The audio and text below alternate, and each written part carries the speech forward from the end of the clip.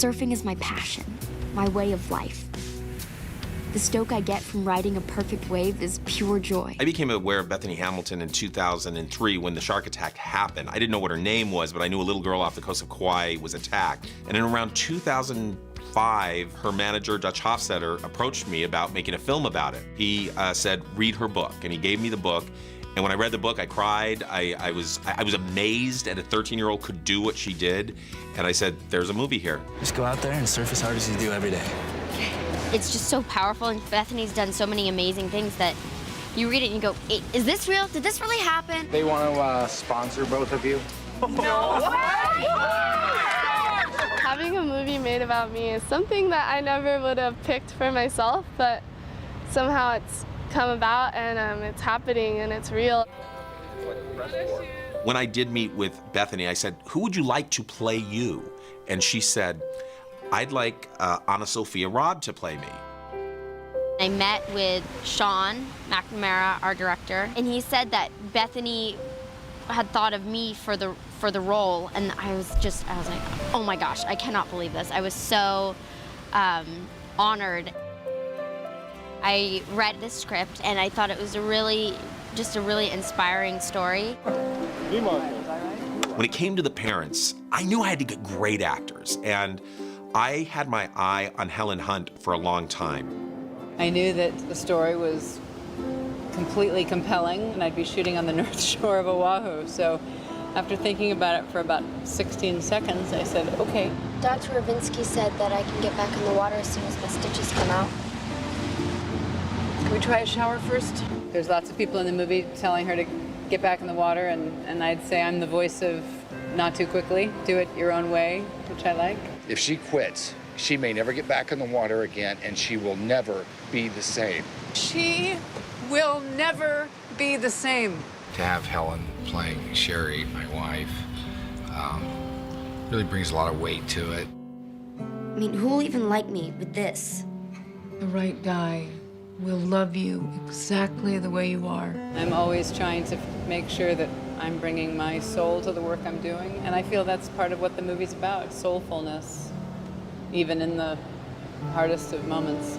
The surf is big out there today, so if you try to match them wave for wave, you're just going to wear yourself out with all that paddling. Actually, the week before Christmas, I was watching the Today Show, and Bethany just happened to be on. Dennis Quaid saw Bethany on the Today Show, and he said he cried. I'm a dad myself, so that's where I could really relate to him with what happened to his little girl. We're not doing this. Doing what? Life has got to go on, just like it always has. Genius.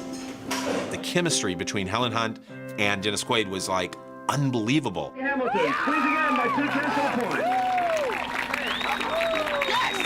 But as soon as they started to act, it was like they were married forever. We were looking for someone to portray Sarah Hill, which is Bethany's youth leader. They came forward to me with Carrie Underwood, and I go, well, show me what she's done. And at that time, she hadn't acted before. I've done, obviously, a lot of music videos, so I think in that way, that kind of prepared me for being in front of the camera, but it's a completely different thing. She loved the character, you know? She's a Christian, and she wanted to do a small role in her first film, that she wasn't carrying or anything. I don't know why terrible things happen to us sometimes, but I have to believe that something good is gonna come out of this. I think the main thing to focus on was just her being a rock for this family, and you know, just the strength that she has to be able to guide Bethany and the family through this. Hawaii becomes a character in the movie because it's beautiful. This is the best location I've ever had, ever. I've been coming here since I'm 14, but for my whole life I've worked, and then I come here to sort of get myself back, so working here is very confusing to me. And it's secretly not so much like working, is the truth. How do you feel? They're just great people here to work with, because everybody's happy. Really nice place. I couldn't ask for a better place. I went to Brown before, so all my friends are now at school, freezing in the snow, and so I'd call them and make fun of them, so it's a plus shooting in Hawaii. Interestingly enough, rich, vivid, blue Hawaii came to mind in the beginning when we were talking about this, but what's really interesting to me is that there's a lot of cloud as well. And what I came to learn very quickly, that the realistic aspect of the visuals in this movie involve not just sun, but cloud, and emotionally it has been organically a thing I think that works for the movie. I think it really does help tell the story that this family lives on the water, they play in the water, they compete in the water, and we made the film right on the water.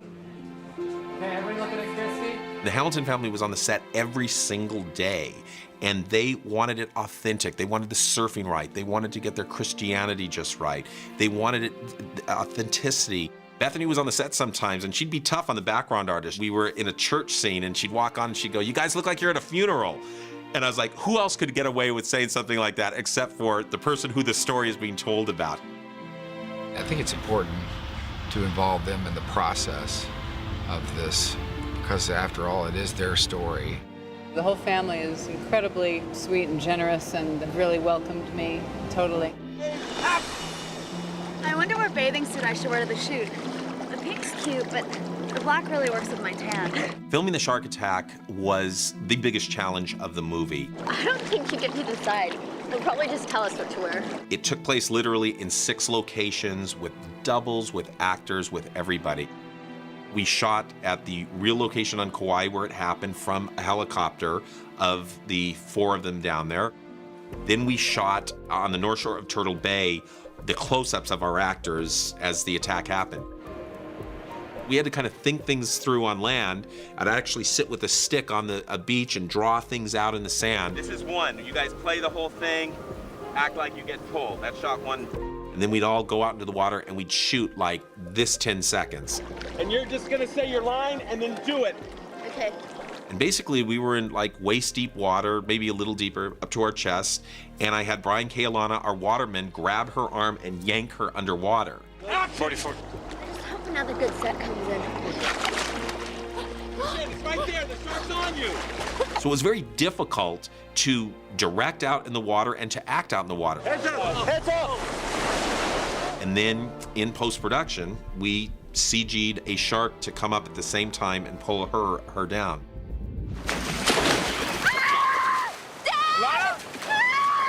I remember when it happened when I was younger. I remember hearing the news, and my brother's biggest fear is of sharks, so it was like something we talked about at length in our family. And I just think that it's so amazing that she was able to get back in the water right away, because I know myself, I would have been petrified. We need to get to the reef. Just get to the reef. For the reef that our actors are, running across, that was the reef right in front of the hotel. If we would have panned 180 degrees, you would have seen tourists on the beach standing there watching us film the movie. Go, baby, go. Stay with us. We're trying to get her across the reef, because to go around the reef, as I was told, would have taken an extra 10 or 15 minutes. That 10 or 15 minutes probably would have cost her life. She lost about 60% of her blood. Come on. Keep her balance on there. Keep her balance on there. Come on, baby. We just wanted to say, this is what happened. This was the inciting incident of her life that changed her life forever. Can we stand where the cameras are going to go? Can you guys kind of stand? We shot multiple tests on Soul Surfer to figure out how do we remove Bethany Hamilton's arm digitally. We developed an approach which is really a handshake between makeup effects and visual post effects that relies heavily on this prosthetic that we have sculpted. And Mark Garbarino, our makeup effects genius, developed this piece which is based entirely on the real Bethany Hamilton.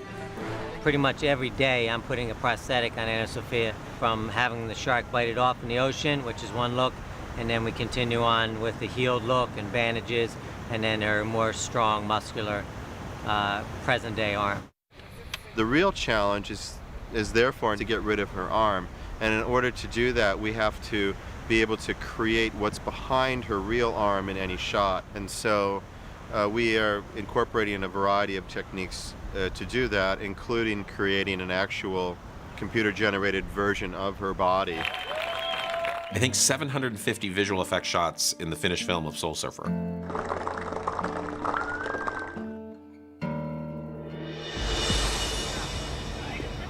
In reality, when they caught the shark, It happened in the day, they brought it up on the beach, and there was a controversy about it. That's sort of the edginess that's coming on. There's a tension here. You know, it's like, look, this is wrong, this is right. Hey, I don't care what's right. That thing's got to not be out in the water anymore. There was, you know, part of the population in Kauai that did not like what happened, and part of the people that were happy that this menace was gone. So I thought it was a very interesting area to explore. When the shark attack happened, I didn't see the shark, so to see this big fake shark, it's kind of like weird, like, because it's so big and kind of scary. So when we actually shot the shark, I decided to place it at night, just because I thought it would bring in an element of scariness to it. For me, I love animals and I don't really like to kill them. So, I mean, this shark really was, in real life, it was just a really weird shark, and I think in a way it was a good thing just to remove it because it could have harmed many other people. But sharks are beautiful species, and I think they're just amazing in real life, and the ocean needs them.